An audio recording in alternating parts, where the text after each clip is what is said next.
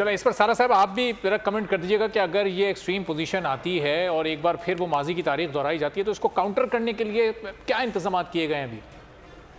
देखो, उसमें सबसे अहम रोल तो डोनाल्ड ट्रंप के वकीलां का है, जिनकी कोशिश पहले ये भी रही है कि जो उनके न्यूयॉर्क में जो कन्विक्शन है वो स्टेट की लेवल की जो कोर्ट है, अदलिया है, उससे हट के उसको फेडरल कोर्ट में मुंतकिल किया जाए, जहां उनका ख्याल है कि उनके लिए ज्यादा बेहतर चांसेस होंगे।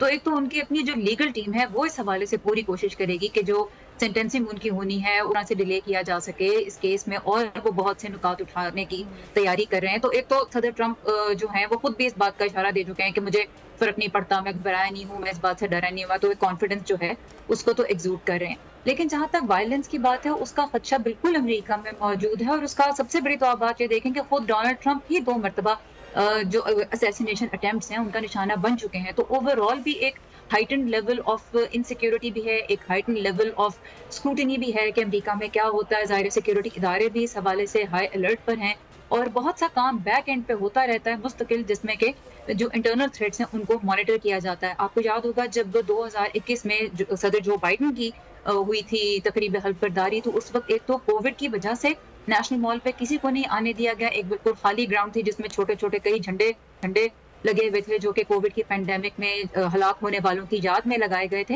लेकिन उसके अलावा नेशनल मॉल के हर तरफ ही जंगले लगा के वहां तक का एक्सेस भी ब्लॉक कर दिया गया था। और हमारी वॉइस ऑफ अमेरिका की जो बिल्डिंग है वो बिल्कुल नेशनल मॉल के साथ है, और हम ही वहां पे आसानी से नहीं पहुंच पा रहे थे। हमें बहुत लंबा एक रास्ता वॉक करके जाके फिर नेशनल मॉल पे हम एंटर हो पाते थे।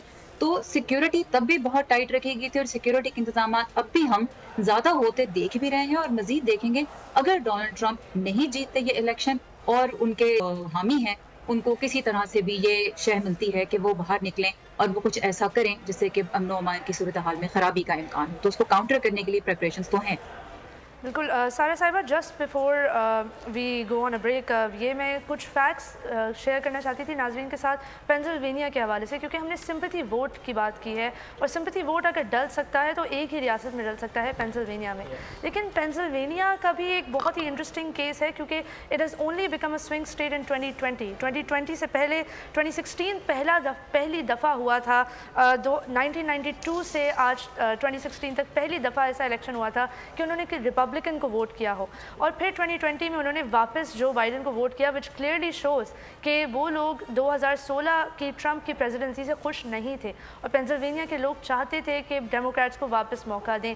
तो अगर there is going to be a Trump victory, it has more chances कि वो इस वजह से हो रही हो कि पेंसिल्वेनिया के रिहायशी जो बाइडन से खुश नहीं है, ना कि इस वजह से कि डोनाल्ड ट्रंप को सिंपैथी का वोट मिले, क्योंकि technically Pennsylvania is a blue state. यहाँ पे नाज़रीन को ये भी बताते हैं कि कमाला हैरिस ने अपनी कैंपेन का आखिरी पूरा हिस्सा, इनफैक्ट अपना लास्ट डे पूरा का पूरा पेंसिल्वेनिया में गुजारा है। स्क्रैनटाउन, एलेनटाउन, पिट्सबर्ग, फिलाडेल्फिया, ये सारे शहर पेंसिल्वेनिया के सबसे इम्पोर्टेंट शहर हैं, और कमाला ने काफ़ी ज़्यादा मेहनत की है इस स्टेट पर ऑलरेडी। ठीक है, चलें अगर ब्रीफ कमेंट अगर सारा साहिबा लेना चाह रही हैं तो बहुत कम टाइम, क्लोजिंग हमारे पास 10-15 सेकंड ही।